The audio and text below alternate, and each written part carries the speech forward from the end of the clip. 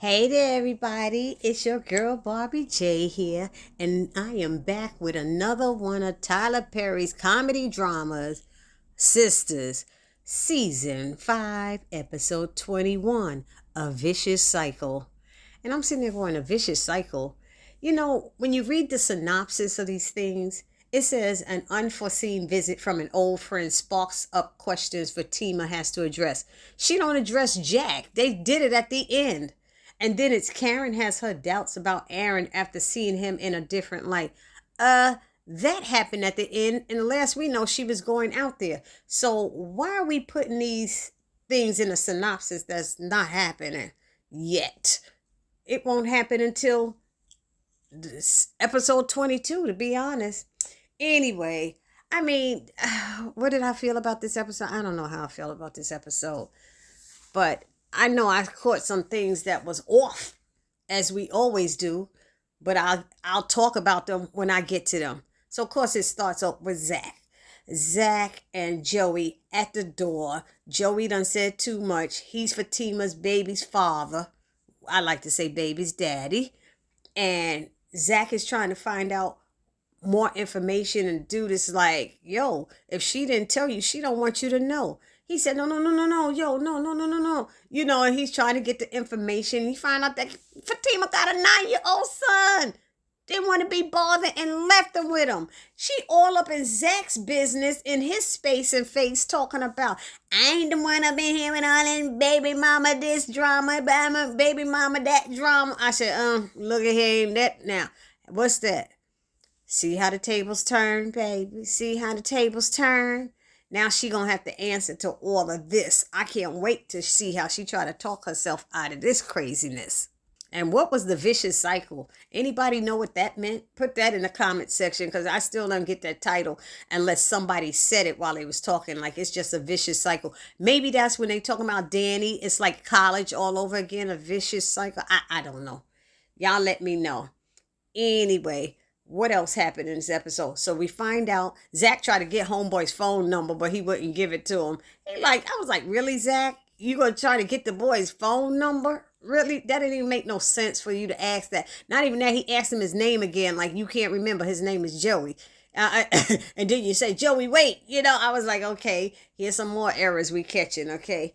And then it switches over to the airport where Preston shows up at Danny's gate, of course. And I don't know what it is about them two, but they so boring right now. I used to look forward to Danny and Preston, you know, their relationship, and Destin, right? That's what we were calling them. But I can't stand it now. They're so freaking boring. I be wanting to just turn the channel when I see, you know, I don't know what it is. But he's talking about Maylene or whatever her name is coming at that gate, and she want to know why he there. Did he come to the airport just to see her? And she thinking it's all about her. And she's doing all this talking. And then this stupid Q gonna come over there with is he bothering you? And she's like, get the F away from me. And Preston's like, who's this? Oh, another one. I said, oh, no, he didn't. He called her out. Oh, another one. And she's like, what does that mean? You getting your feelings hurt, Danny? Because Preston's right. Oh, another one. That he is spot on with that.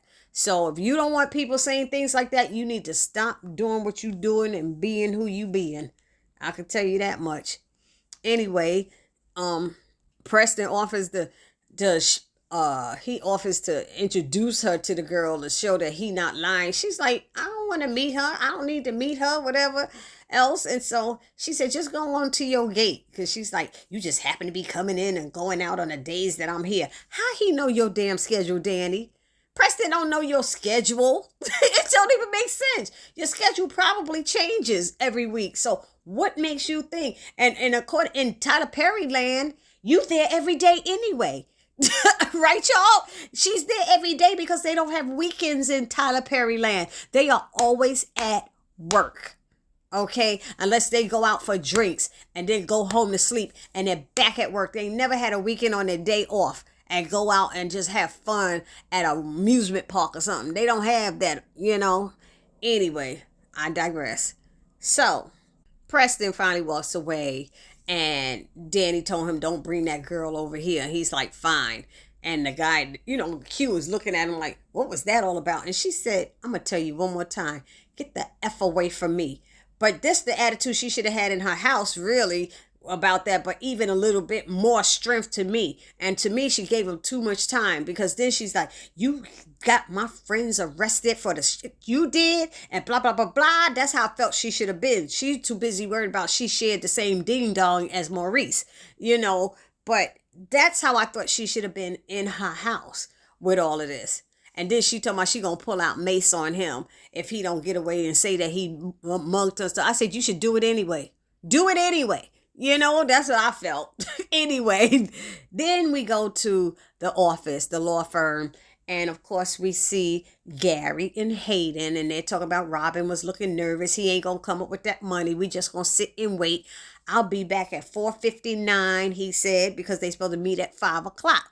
Then Heather comes in, and she's like, they called me. And he's like, who called you? That's Hayden. And she said, Zach. And Gary was like, oh, you with this Zach stuff again? He said, yeah, I am, or something like that. He's like, whatever, bye. And he left. So then Hayden's asking Heather, what did Zach want? And she said he wanted to meet with her and talk. And he was telling her that she could get half of his stuff. And she was like, she just want the money. That's all she interested in, and getting some money to do God knows what with. So they went back to his office to discuss things. And Fatima walks by and sees them in there talking. So she calls Tamara and tells her that he's up there with her now. And she said, good, okay, I'm in the coffee shop. I'm coming up. And then she called Zach, and Zach lets her know that he's coming there to see her for lunch and stuff. She said, did you apologize to Karen yet? No, not yet. I'm coming to see you, though. I'm coming to see you now. And she was like, okay, what's wrong with you? I'll see you then. Something like that. Anyway, then it switches over to Calvin and Sabrina at the precinct or wherever, waiting for Maurice to be released. And I got to tell y'all, I don't remember who said it on my channel about a month, 2 months ago or 3 months ago, but watching Sabrina and Calvin together is like watching paint dry on a wall. I swear, it's just, they so boring. I was like, everybody's so boring to me, these couples. I can't take it no more. I don't know what's wrong with me. Y'all gotta help me out, because your girl is bugging out right now. Anyhow, they're waiting for Maurice to come. He comes out acting like a diva and everything. But I don't like the way he's like, what is he doing here talking about Calvin? What is he doing here? Where's my African? Whatever. He being dramatic, but that's Maurice, isn't it? But before he came out, that whole scene with Calvin and Sabrina talking, and he's want to know if he has a chance and all of this stuff. Meanwhile, she talking about how much she likes Bio. She went on one date, maybe two. I don't even know if it was two. I only remember the one, whatever. And she can't admit to Calvin that she likes him, but she can't even tell him why. Why do you like him? Because then she goes, I just met him. And then Calvin, with all the pressure, stop pressuring her and saying anything to her. You know that she like him, and you know that he was disrespectful to y'all. And she gonna find out sooner or later. It's just like all this back and forth. It was just a waste of time, if you ask me. Anyway, what was next? So we're back with Hayden, with Heather, and they're in the conference room, and the receptionist comes up in there and said, oh, we have a Tamara to see you. And he's like, okay. But she's like, Heather still reminded him, all she wants is the money, all that other issues on you, because he's trying to get the house and all this stuff. Hayden's evil. He's hating Hayden, like they used calling him. But y'all tell me something. Did anybody notice in this episode, the receptionist has been away from her desk way too many times? She done went to this one's office. I think she went to Andy's office, Hayden's office, Fatima's office. I was like, you're the receptionist. Pick up the phone and call them like you're supposed to do. But we see Tyler Perry's going to give her more lines and give her more to do, which is good, because remember, Fatima started as that receptionist, and now where she is. So I understand what TP is doing, but she away from her desk too damn much to be the receptionist. Sit your behind there and pick up the phone and call like you're supposed to. Anyway, so then he tells her, yeah, bring Tamara back Tamara comes back. You're meeting with your client. You tells your client to take her call in the hallway. The hallway. That was so dumb. First of all, she's your client. It's business. She's making a phone call. She's supposed to do it inside the office, inside the conference room, Hayden. You don't send your client into the hallway where other attorneys and people walking by personnel to hear her conversation. So that bothered me right then and there. It just made no sense. Anywho, I thought Fatima said that Tamara was supposed to throw a fit. Tamara ain't throw no fit up in there about Heather. The way she did it, Hayden could have still said, I'm going to still represent her. She didn't make it seem like she was jealous and it made her so upset and everything. Like, I don't want you with her. I need you to drop her case. She didn't do it like that, but he's the one who backed out of it. It was weird how they did it. Because he could have easily stayed, but she's like, no, I don't want you to do that for me, Anyway, then Heather comes back in there and they giving each other the once over, looking at them. And he's like, yo, I can't deal with you. I'm gonna push you off to another colleague of mine. She's like, colleague? I ain't go to no college. Anyway, she's like, what? Wait, like this is all you doing. And it was. Hayden wanted all of this. She wasn't with all of that. And then she had the nerve to get mad and go to Fatima's office. Why Heather goes to Fatima's office? Zach's fiance. It made no sense. But she went over there and Fatima talked some common sense to her and said, meet with Zach. He's really fair. You don't need to deal with him.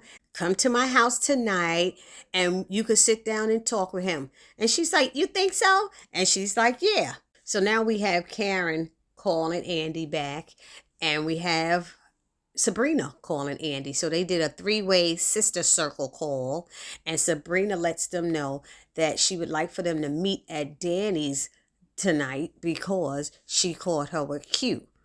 And they were like, what? And he said, well, she said saw her with Q. She didn't say caught her. My bad. So they agreed to meet. So they hang up, and then Andy's in her office, and here comes that receptionist again. I told y'all she ain't never at her desk. And she's supposed to be there when the visitors come and the different guests, right? And the clients come in. Where's she at? She walking to everybody's office, letting them know that somebody's here for them instead of picking up the damn phone. So she lets them know that Gary's there. But didn't Gary tell Hayden he wasn't going to be back until 4:59? So what game Gary playing? Because Gary comes up in there hugging on Andy and wanting to kiss her and looking out the window of her office to see if Robin is looking at him. And Andy's like, what kind of game you playing? What is this coming up in my office and hugging and touchy-feely and stuff? And you looking? She said, first of all, Robin's not even here, if that's what you're trying to do. And then she wants to know, did he tell Robin that she was in on this with him because she don't have nothing to do with it and she don't want to be involved? And he's like, oh no, I didn't do that. But meanwhile, he trying to hug her and still looking over her shoulder. I was like, what kind of game is Gary playing? He's supposed to be Mr. Confident and not worried, but yet he's still worried. And so now he asking her, can he see her tonight? And she's like, I'll let you know. And then he leaves and tell her that he gonna be back at 5 o'clock. I think he said with these other investors or whatever would be with him, I think he said. So he wanted her to know it wasn't about her, that he would be back to their office. I'm like, whatever, Gary. Boy, bye. And now this scene pissed me off. And this is what I'm telling y'all about Maurice and Sabrina telling Bio that he's a nice guy. You walk in there, all your ish is gone, and you blaming Calvin? Calvin didn't invite Q into the house. You did. Calvin didn't tell Q that his name, Calvin's name, is not on the lease and it's only Maurice's, so he owns that apartment or whatever it was, because that was the thing Q was using, that you can't get me out because Maurice already told me your name ain't on the lease. First of all, you ungrateful mother effer. You come out, you should have been kissing their feet. He was ready to put up money for you. He was ready to put up his father's house for you. He beat Q and everything. But I don't like how they had Calvin standing there like a pink pussy. You just standing looking at Maurice as he's getting mad. And Sabrina's like, don't be mad at him. Don't be mad at him. I was like, this is the dumbest freaking scene I've ever seen. It was so ridiculous to me. And I'm sorry, y'all, that I'm getting excited. I know it's just a show, but really, that was some poor ass acting. And then Calvin's like, really, you the one that created this mess. And I'm glad he said that. And Maurice had the nerve to say, don't you tell me what. I said, wait a minute, Maurice, you done lost it. And then Sabrina's like, stop it, like both of them looking at Calvin. And no, Calvin don't need to stop. You need to be with Calvin, getting on Maurice's behind together. Y'all should be tag teaming him right now, not one-on-one. Tag team. He started this mess. He got you. That's how you ended up getting arrested. But you know what? As some people said, Sabrina should have called the cops on Q when it first happened. So she caused her own issue, because if she had done the right thing as a manager at the bank, she wouldn't have gotten arrested. And I was like, you know what? You got a point there. And I have to go with that. It made a whole lot of sense. So now Calvin went and he's walking around and Sabrina's telling him how Calvin beat Q with a golf club and everything for him. And he said, he did. And then she's telling him he needs to apologize and he don't want to hear it. Sabrina, why don't you just go? Wait a minute. She just got her friend to give you 1.5 million. You don't know how to effing act. You don't know how to talk to them. You don't know how to be respectful. You don't know how to humble your ass. What is wrong with you? That's what I'm saying. Sabrina done messed up. She should have left his ass in there for a few more days to bring him back to life. I think she was just so afraid that he would sign those papers and turn her in. She would have done anything. But I'm glad she told him he needed to take some responsibility for his action. And he said, I know. And she said, I don't think you do. She said, I told you to stay away from that boy. I told you. He's like, oh, don't start with the I told you so's. She said, but I did tell you. He's out here ruining our lives, she said. And he's like, Sabrina, I don't want to. He said, we were in jail because of him. I got friends trying to raise ridiculous amounts of money to get me out of jail. Calvin trying to give his last to help you. And that's how you speak to him? That's how you speak to him? She's like, you're wrong. And he's like, are you done? And she's like, no. She's like, you got to make this right. And he's like, listen, I am trying. Honey, for somebody who's trying, you need to learn how to talk to somebody before you try. You could be upset, but be upset with yourself. Stop taking it out on other people. So she told him to try harder, and he need to try by apologizing to Calvin. Then she told him she found out that Q is working at the airport and that he stole his Maurice's car and has been driving it. And Maurice is like, what? And if y'all see in the scenes for next week, Q got a gun pointed at Maurice. So I want to see how Maurice is going to handle that, because you busy telling Calvin he need to be a man.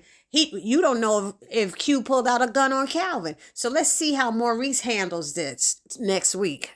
And when Maurice asked Sabrina, how did he get a job at the airport? I was shocked that she didn't say Danny thinks it might have been Logan. Since Logan was the one who arrested both of them, it would make sense. They need to try to learn how to put those pieces together, because I would have thought the same thing, to be honest. So then she says, I love you and we'll get through this. And he's like, just go, Sabrina. And she's looking at him with look like tears in her eyes. And I'm like, you got a lot of nerve, Maurice, your ungrateful ass. You gonna sit there and tell her to just go? And when she gets to your front door and turns around and looks at you, you go, you're still here? I said, okay, Sabrina, I'm telling you right now, that 1.5 million, you're going to have a problem getting him to court with that attitude. You said he was a nice person. I don't care how upset he is. About all his stuff gone. You're a free man and you're in your house. Right now, I'm in my house with no water and no heat. But thank God I have a roof over my head. And he needs to thank God he's not in that orange suit and has a roof over his head. That's all I'm trying to say. Now, here's a scene that was a trip to me. Now, Aaron comes in the back room with Karen and says, here, I brought lunch. She said, I was just thinking about lunch. Last week he came into the salon while she was working on a client and he had lunch. Then he said, oops, I forgot the spoons. So he went back out to get the spoons, but told Karen she had to stop with her patients, her clients, and that she was going to have to eat lunch for 15 minutes or whatever it was. All of a sudden, he comes in there. He got a damn sandwich. He got not a sandwich, a sandwich. What did you go back out to get spoons for? Like I said, it didn't look like soup containers. It wasn't soup containers. Maybe she needed a fork. It made no sense. And she goes, I was just thinking about lunch. I said, y'all putting these scenes together all messed up. But then here come Pam back there. You have a guest. Her name is Jennifer. He's like, for me? Yeah, Jennifer. And so he's getting up. She said, hold up. Who's Jennifer? And I said, I hear you, Pam. Pam is on it. Karen don't know what she got.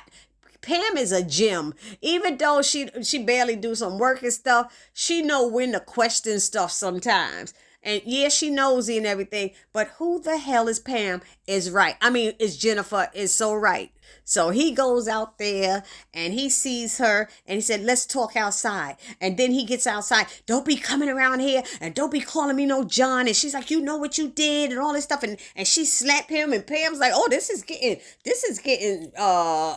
intense. And you sure you don't want to see what's going on? Karen, like, I don't want to see it. I don't want to see it. She happened to have to turn around to do something. And she saw what was going on. And she was like, if that was me, Pam, like if that was me, I'd be out there. And Karen's like, you know what? I think I'm going out there because she saw some of this activity. I was like, don't go your pregnant behind out there, girl, and get hit. Don't do it. I said, see, Pam was telling you, you need to see what's going on. I said, I love Pam because Pam knows sometimes when to say something and say something ain't right. She should have listened to Pam when she told her Zach was coming and he was pissed. She told her to run, Forrest, run, but she didn't listen to that either. Anywho, it ended with, the receptionist coming into the office to tell Fatima that Zach is waiting for her in the break room. I said, there she go again, walking all the way there when she could have picked up the phone and said, Fatima, Zach is here. But she does her walk. So like I said, TP giving his people some, experience acting so they can make some money. Got you. But then Fatima tells her what happened to that application that Tamara filled out. And she said, oh, Hayden told me to take it to Human Resources. She's like, no, go back and get that. Get it and bring it. Can you do that? She said, yeah. I said, thank goodness, because that girl, Fatima, must know that Tamara was going to go ahead with it, so she going to get that back. So she goes into the daggone break room and Zach is like, yo, do I know everything there is to know about your life? He don't even want to, I don't even think he did the hug and the kiss or anything because he was pacing back and forth when she got in there and she thinking they getting lunch or going to have lunch. And he's like, you don't go nowhere. Do I know everything there is to know about your life? I was like, oh my God. And she was like, what? Yes, I think so. He's like, you sure? She said, yeah, Zach. He said, so you not going to tell me about Joey and your son? Her face was like, oh, sugary snap. And her head went down and that's all she wrote. And you see, next week, he's like, you got a 9-year-old son that you don't see. And she go, I don't like the little bastard. I'm sorry. Now, Fatima fans, we have an issue. Because that is not what a mother should be. And if she's like that with her own child, who says she don't be like that with Zach's baby whenever she get pregnant with him? And I want to know, is this going to come up in Zatima? Are they going to have this whole Joey with her 9-year-old baby, him finding out is Zatima? Y'all let me know down in the comment section what y'all think about all of this in this episode. This your girl Barbie J saying, please do not forget to subscribe to my channel. Like, comment, and share. Remember, I'm trying to make my channel grow. It's your girl Barbie J saying, see you in the next video. Peace.